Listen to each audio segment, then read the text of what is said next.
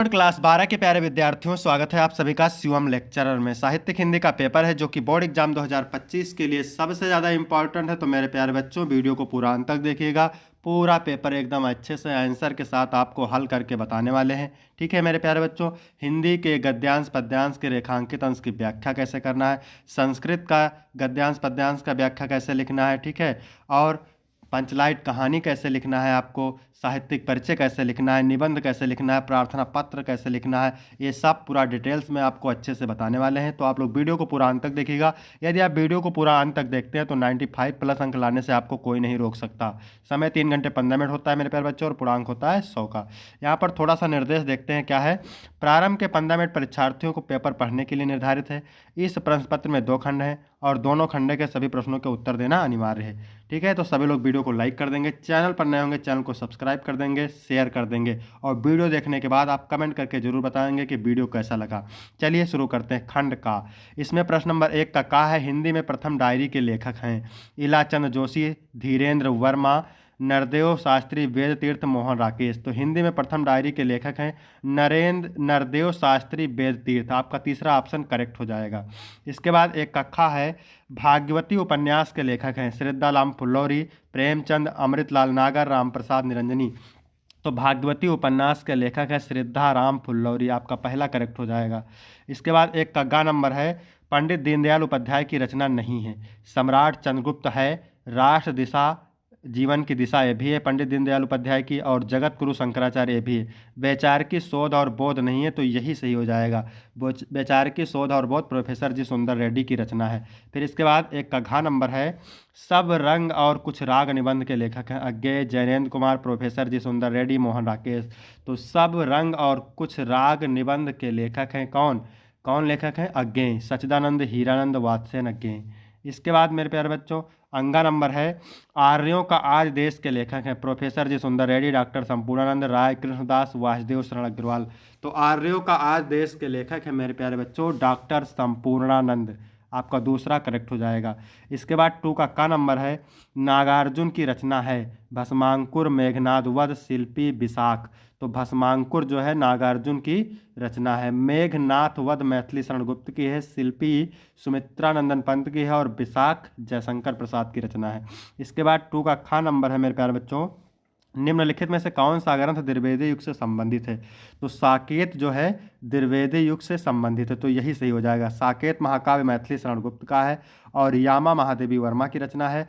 कामायनी महाकाव्य जयशंकर प्रसाद का है, और पल्लव सुमित्रानंदन पंत की रचना है। इसके बाद मेरे प्यारे बच्चों 2 का गा है कौन सी रचना अज्ञेय की नहीं है? बावरा अहेरी, सुनहरे सेवाल, इत्यलम। तो ये तीनों रचनाएं अज्ञेय की हैं, रेणुका नहीं है। रेणुका किसकी रचना है? रामधारी सिंह दिनकर की मेरे प्यारे बच्चों।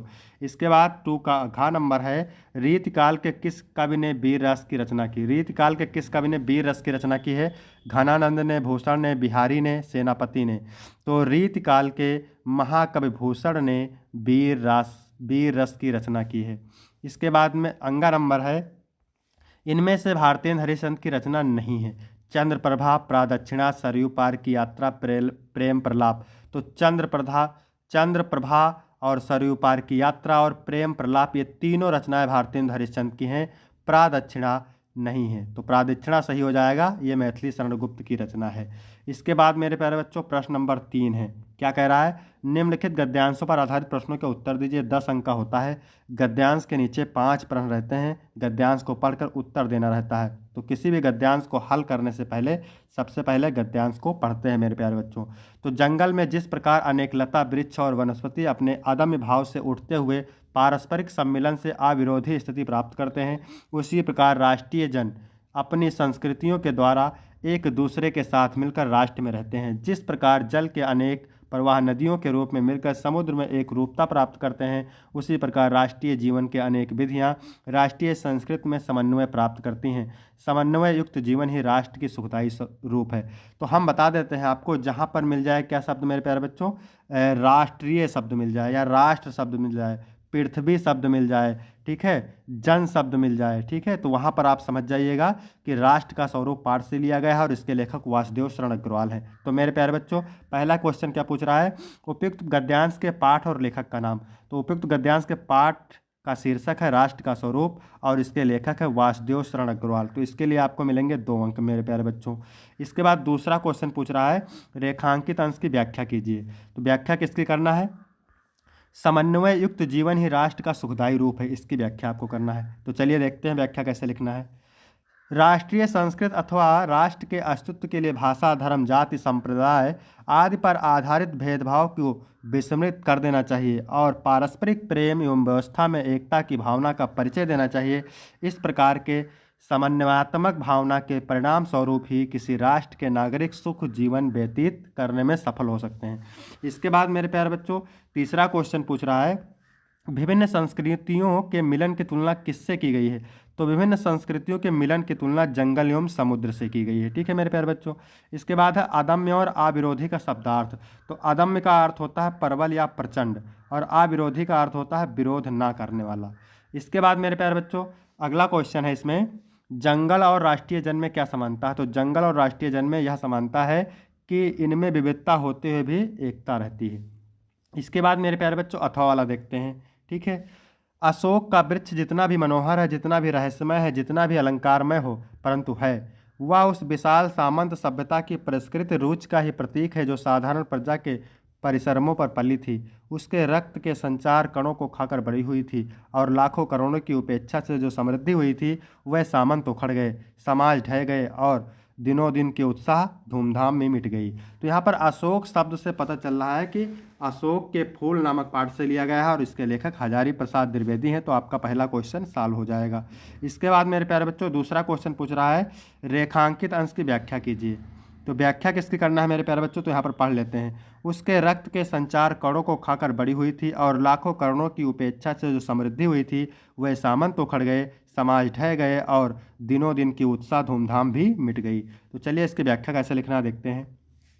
लेखक का कहना है कि संसार का नियम है कि जो वस्तु अथवा परंपरा है वह समय के साथ परिवर्तन होता ही है। कुछ समय पश्चात उसके स्वरूप में आमूलचूल परिवर्तन होकर वह एक भिन्न रूप में हमारे सामने होती है। यही बात संस्कृत के संदर्भ में भी होती है। यही कारण है कि कभी सम्राटों और सामंतों ने जिस विलासी और चाटुकार पर संस्कृति को जन्म दिया था वह मन को लुभाने वाली और व्यक्ति को उन्मत्त करने वाली संस्कृति धीरे धीरे समाप्त हो गई। इसके बाद तीसरा क्वेश्चन पूछ रहा है मेरे प्यारे बच्चों सामंत सभ्यता की परिष्कृत रूच का प्रतीक कौन है? तो सामंत सभ्यता की परिष्कृत रूच का प्रतीक है मेरे प्यारे बच्चों अशोक का वृक्ष। लाखों करोड़ों की उपेक्षा से कौन समृद्धि हुई थी? तो अभी आपने पैराग्राफ पढ़ा था उसमें लिखा हुआ था लेखक के अनुसार लाखों करोड़ों व्यक्तियों की उपेक्षा से सामंतवाद समृद्धि हुई थी। इसके बाद मेरे प्यारे बच्चों अगला क्वेश्चन है आज उस सामंत सभ्यता की क्या स्थिति है? तो लेखक के अनुसार आज उस सामंती सभ्यता की स्थिति यह है कि वे उखड़ गए हैं, उनका समाज ढह गया है और उनके विलासितापूर्ण जीवन की धूमधाम भी मिट गई है। इसके बाद मेरे प्यारे बच्चों चौथा नंबर है, क्या कह रहा है? निम्नलिखित पद्यांशों पर आधारित प्रश्नों के उत्तर दीजिए। ये भी सेम है, 10 अंक का है। पद्यांश के नीचे 5 प्रश्न हैं, पद्यांश को पढ़कर उत्तर देना है। तो पूरी होए ना यदि तुमसे अन्य बातें तो तू मेरी विनय इतनी मान ले और चली जा। छू के प्यारे कमल पग को प्यार के साथ आजा, जी जाऊंगी हृदय तल में तुझी को लगा के। ठीक है, प्रस्तुत पद्यांश के पाठ और कवि का नाम। तो पद्यांश का नाम है पवन दूतिका और कवि का नाम है अयोध्या सिंह उपाध्याय हरिओत। 2 अंक इसके लिए आपको मिलेंगे। फिर मेरे प्यारे बच्चों दूसरा क्वेश्चन पूछ रहा है रेखांकित अंश की व्याख्या करना है। तो व्याख्या किसकी करना है यहाँ पर देख सकते हैं। छू के प्यारे कमल पग को प्यार के साथ आजा, जी जाऊंगे हृदय तल में तुझी को लगा के। तो चलिए देखते हैं इसकी व्याख्या कैसे लिखना है आपको। राधा पवन से कह रही है कि हे पवन तुम मेरे प्रियतम के पास चली जाओ और मेरे प्रियतम के कमल रूपी चरणों को छूकर मेरे पास चली आओ, तब विरह से मृतपाय में तुझे मैं अपने हृदय से लगाकर फिर से जीवन धारण कर लूँगी। फिर है कमल पग में कौन सा अलंकार है? तो कमल पग में मेरे प्यारे बच्चों रूपक अलंकार है। इसके बाद है अगला क्वेश्चन नायिका किससे और क्या विनती कर रही है? तो नायिका पवन से विनती कर रही है कि वह उसकी बातें मान ले और उसके प्यारे कमल पग को छूकर लौटे। नायिका पवन को किसके कमल पग को छूकर आने के लिए कह रही है? तो नायिका पवन को अपने प्यारे के कमल पग को छूकर आने के लिए कह रहे हैं, प्यारे श्री कृष्ण के कमल पग को छूकर आने के लिए कह रही है। इसके बाद देखते हैं अथवा वाला, तो इसको भी पढ़ते हैं। दुख की पिछली रजनी बीच विकसता सुख का नवल प्रभात, एक पर्दा यह झीना नील छिपाए हैं जिसमें सुखगात, जिसे तुम समझे हो अभिशाप, जगत की ज्वालाओं का ईश का है वह रहस्य वरदान, कभी मत जिसको जाओ भूल। ठीक है, तो क्वेश्चन क्या पूछ रहा है पहला मेरे प्यारे बच्चों, उपयुक्त पद्यांश के शीर्षक और कवि का नाम। तो पाठ का नाम है श्रद्धा मनु और लेखक का नाम है जयशंकर प्रसाद। दूसरा क्वेश्चन पूछ रहा है रेखांकित अंश की व्याख्या। तो व्याख्या किसकी करना है, इसको पढ़ लेते हैं एक बार। दुख की पिछली रजनी बीच विकसता सुख का नवल प्रभात। ठीक है, तो चलिए देखते हैं इसकी व्याख्या कैसे लिखना है आपको। श्रद्धा मन को समझाते हुए कहती है कि जिस प्रकार रात्रि के अंतिम पहर के समाप्त होने पर नवीन प्रभात का उदय होता है, उसी प्रकार दुख के अंतिम क्षण बीतते ही सुख अपने आप समीप आ जाता है। इस प्रकार श्रद्धा ने निराश मनु में आशा का संचार किया है। इसके बाद मेरे प्यारे बच्चों तीसरा क्वेश्चन पूछ रहा है विकसता और तथा अभिशाप शब्दों के अर्थ लिखिए। तो विकसता का अर्थ है खिलना या उगना, यानी नए जीवन का प्रारंभ होना, और अभिशाप का अर्थ है शाप या कष्ट जो किसी व्यक्ति को जीवन में कठिनाई के रूप में अनुभव होता है। फिर है श्रद्धा किसके हताश मन को प्रेरणा दे रही है। तो श्रद्धा मन के हताश मन को प्रेरणा दे रही है। इसके बाद अगला क्वेश्चन है जगत की ज्वालाओं का मूल से कवि का क्या आशय है। तो जगत की ज्वालाओं का मूल से कवि का आशय है कि जो कठिनाइयाँ और दुखद स्थितियां जीवन में आती हैं उन्हें एक नकारात्मक अनुभव के रूप में ना देखकर उन्हें ईश्वरीय वरदान के रूप में स्वीकार करना चाहिए। ये कठिनाइयां जीवन के विकास और आत्मसमर्पण का हिस्सा हैं। इसके बाद मेरे प्यारे बच्चों 5 का नंबर है। तो आपको यहाँ पर जीवन परिचय और साहित्यिक परिचय बताने वाले हैं कि कैसे लिखना है। ठीक है, निम्नलिखित में से किसी एक लेखक का साहित्यिक परिचय देते हैं, उनकी रचनाओं का उल्लेख कीजिए। 80 शब्द में लिखना रहता है, 5 अंक का है। वासुदेव शरण अग्रवाल, प्रोफेसर जी सुंदर रेड्डी और हरिशंकर प्रसाद। तो इसमें से हम हल करेंगे किसका, वासुदेव शरण अग्रवाल की। अगर ये आप तैयार कर लेते हैं तो आपके 5 अंक बिल्कुल पक्के हो जाएंगे। तो यहाँ पर देखिए जीवन परिचय कैसे लिखना है। पहला हेडिंग डालना है जीवन परिचय। डॉक्टर वासुदेव शरण अग्रवाल का जन्म 1904 ईस्वी में मेरठ जिले के खेड़ा नामक गांव में हुआ था। उनके माता पिता लखनऊ में रहते थे, अतः इनका बचपन लखनऊ में ही बीता। इन्होंने काशी विश्वविद्यालय से बीए और लखनऊ विश्वविद्यालय से एमए और पीएचडी की उपाधि प्राप्त की। इन्होंने पाली, संस्कृत, अंग्रेजी आदि भाषाओं का गहन अध्ययन किया। हिंदी साहित्य की सेवा में लीन यह महान व्यक्ति 27 जुलाई सन 1967 ईस्वी में भारत माता के चरणों में हमेशा के लिए सो गया। आप जो है मेन पॉइंट हाईलाइट जरूर करेंगे। इसके बाद हेडिंग डालेंगे मेरे प्यारे बच्चों साहित्यिक परिचय। इसमें लिखेंगे डॉक्टर वासुदेव शरण अग्रवाल ने कविता लेखन से अपना साहित्य प्रारंभ किया। यह लखनऊ एवं मथुरा के पुरातत्व संग्रहालय में निरीक्षक, केंद्रीय पुरातत्व विभाग के संचालक और राष्ट्रीय संग्रहालय दिल्ली के अध्यक्ष रहे। इन्होंने साहित्य जीवन में साहित्य के साथ साथ पुरातत्व को भी अपने अध्ययन का विषय बनाया। इनकी भाषा शुद्ध खड़ी बोली है। इन्होंने अपनी भाषा में अनेक देशज शब्दों का भी प्रयोग किया है। यह केवल एक गद्य लेखक ही नहीं बल्कि काव्य प्रेमी भी थे। इसके बाद मेरे प्यारे बच्चों रचनाएं, हेडिंग डालेंगे क्या, रचनाएं। डॉक्टर वासुदेव शरण अग्रवाल जी ने निबंध संग्रह, शोध तथा संपादन के क्षेत्र में महत्वपूर्ण कार्य किया। इनकी रचनाएं निम्न हैं। निबंध संग्रह में लिखेंगे कल्पवृक्ष, कल्पलता, पृथ्वीपुत्र, वाग्धारा, वेद विद्या। शोध ग्रंथ में लिखेंगे पाणिनिकालीन भारत। संपादन में लिखेंगे पद्मावत और हर्षचरित। इसके बाद मेरे प्यारे बच्चों 5 का नंबर है। क्या कह रहा है, निम्नलिखित में से किसी एक कवि का साहित्यिक परिचय देते हैं, उनकी प्रमुख रचनाओं का उल्लेख कीजिए। 80 शब्द में है, 5 अंक का है। भारतेंद्र हरिश्चंद्र, महादेवी वर्मा और जयशंकर प्रसाद। तो इसमें से हम देखेंगे जयशंकर प्रसाद का साहित्यिक परिचय। ठीक है, इसको देखने के बाद आपको 5 अंक बिल्कुल पक्के हो जाएंगे। कैसे लिखना है आपको, सबसे पहले हेडिंग डालना है जीवन परिचय। जयशंकर प्रसाद जी का जन्म काशी के एक वैश्य परिवार में सन 1889 ईस्वी में हुआ था। इनके पिता का नाम देवी प्रसाद था। इनके बचपन में ही पिता की मृत्यु हो जाने के बाद इनकी प्रारंभिक शिक्षा घर पर हुई थी। घर पर ही इन्होंने हिंदी, संस्कृत, उर्दू, फारसी आदि भाषाओं का गहन अध्ययन किया। इनकी आर्थिक स्थिति बहुत खराब थी। क्षय रोग से पीड़ित होने के कारण सन 1937 ईस्वी में अल्पायु में ही इस महान साहित्यकार का स्वर्गवास हो गया। इसके बाद मेरे प्यारे बच्चों हेडिंग डालेंगे साहित्यिक परिचय। जयशंकर प्रसाद जी ने छायावाद के प्रवर्तक थे। इन्होंने अपनी रचनाओं में हिंदी को समृद्ध किया। जयशंकर प्रसाद जी एक कवि रहेगा, कवि ही नहीं बल्कि नाटककार, उपन्यासकार, कहानीकार तथा निबंधकार भी थे। उनके काव्य में प्रेम और सौंदर्य का चित्रण होता है। यह अनेक विषयों तथा भाषाओं के प्रकांड विद्वान थे। रचनाओं में लिखेंगे आंसू, लहर, झरना, कामायनी, आंधी, इंद्रजाल, आकाशदीप, एक घूंट, कामना, कंकाल, तितली, इरावती। ठीक है मेरे प्यारे बच्चों। इसके बाद मेरे प्यारे बच्चों पूछ रहा है पंचलाइट कहानी का सारांश लिखिए। 80 शब्द में लिखना है, 5 अंक का है। अथवा कहानी तत्वों के आधार पर खून का रिश्ता अथवा लाठी कहानी की समीक्षा कीजिए। अधिकतम 80 शब्द में है और 5 अंक का है। तो चलिए इसमें से देखते हैं पंचलाइट कहानी का सारांश। अगर आप ये तैयार कर लेते हैं तो आपके 5 अंक बिल्कुल पक्के हो जाएंगे। ठीक है। तो कैसे आपको लिखना है मेरे प्यारे बच्चों, ठीक है। तो सबसे पहले लिखेंगे पंचलाइट कहानी फणीश्वरनाथ रेणु द्वारा लिखित वातावरण प्रधान और आंचलिक कहानी है। इस कहानी के माध्यम से कहानीकार ने गांव की दशा का वर्णन किया है। इसके बाद मेरे प्यारे बच्चों डालेंगे सारांश, ठीक है। इसमें लिखेंगे महतो टोली के लोग चंदे का पैसा एकत्र करके रामनवमी के दिन मेले से पंचलाइट खरीद कर लाते हैं, क्योंकि उस मोहल्ले के लिए पंचलाइट एक नई वस्तु है। इसलिए पंचों के द्वारा लाए जाने पर पूरे मोहल्ले में कौतूहल है। हर आदमी उसके बारे में जानना चाहता है। लेकिन जब उसे लाया जाता है तो पूजन की व्यवस्था की जाती है, कीर्तनकार आते हैं, औरतें भी हमारे खुशी के गीत गाने लगती हैं, लेकिन उसे जलाना कोई नहीं जानता, इसलिए सब दुखी हो जाते हैं।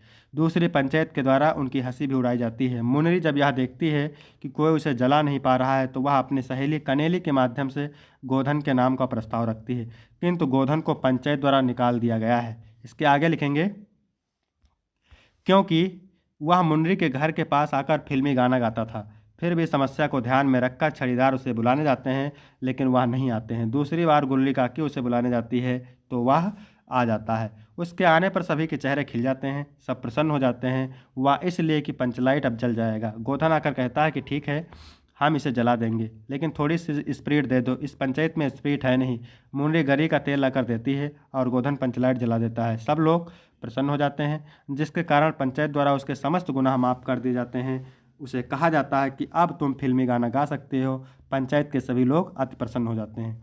इसके बाद मेरे प्यारे बच्चों 7 नंबर प्रश्न है। क्या कह रहा है? 100 पठित खंडकाव्य के आधार पर किसी एक खंडकाव्य के एक प्रश्न का उत्तर लिखिए। 80 शब्द में है और 5 अंक का है। अलग अलग जिले के लिए अलग अलग खंडकाव्य होता है, तो इसे आप जरूर तैयार करेंगे, ठीक है। फिर है खंड खा। इसमें 8 का नंबर क्या है? प्रश्न मेरे प्यारे बच्चों, निम्नलिखित संस्कृत गद्यांशों में से किसी एक का संदर्भ सहित हिंदी में अनुवाद कीजिए। 7 अंक का होता है, 5 अंक अनुवाद के लिए और 2 अंक संदर्भ के लिए। तो चलिए देखते हैं सबसे पहले अनुवाद, मोस्ट इंपॉर्टेंट है। संस्कृतस्य साहित्यस्य, संस्कृत का साहित्य, सरस मतलब रसपूर्ण, व्याकरण चा सुनिश्चितम, और उसका व्याकरण सुनिश्चित है। तस्य गद्य पद्य चा, उसके गद्य पद्य में, लालित्य माने लालित्य, भाव माने भावों को, बोध माने समझने की, सामर्थ्य माने शक्ति, ठीक है, और अद्वितीय श्रुत माधुर्य चा, और सुनने की द्वितीय मधुरता है। किम बहुना, अधिक क्या कहना। चरित्र निर्माणार्थ माने चरित्र के निर्माण में, यादृशी माने जैसी, सत्य प्रेरणा माने सत्य प्रेरणा, संस्कृत वांग्यम ददाति, संस्कृत साहित्य देता है। ना तादर्शीम किंच दन्यत, वैसी प्रेरणा कोई भी साहित्य नहीं देता है। मूलभूतानाम मानवीय गुणानाम, मूलभूत मानवीय गुणों की यादृशी माने जैसी विवेचना संस्कृत साहित्य वर्तते, संस्कृत साहित्य में है। नायत्र तादर्शी, वैसी विवेचना किसी भी साहित्य में नहीं है।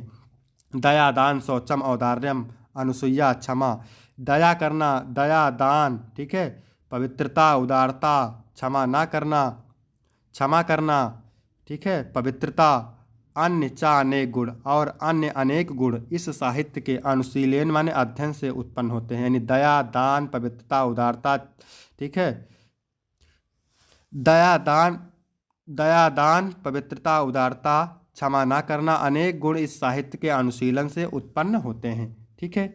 इसके बाद में यहाँ पर अनुसूया का मतलब होता है ईर्ष्या ना करना, ठीक है, क्षमा। संदर्भ कैसे लिखना है देख लीजिए। प्रस्तुत गद्यांश हमारी पाठ्यपुस्तक संस्कृत के संस्कृत भाषाएं नामक पाठ से अवतरित है। यहाँ पर अनुवाद है, आप देख सकते हैं। इसके बाद मेरे प्यारे बच्चों अथवा वाला देखते हैं, ठीक है, तो इसको भी देख लेते हैं। क्या है? यथोपकरणवात जीवनम तथैव ते जीवनम स्यात्, याज्ञवल्क्य बोले यथोपकरणवात जीवनम तथैव ते जीवनम स्यात्, जिस प्रकार एक साधन संपन्न धनिक का जीवन होता है, तथैव ते जीवनम स्यात्, उसी प्रकार तुम्हारा भी जीवन होगा।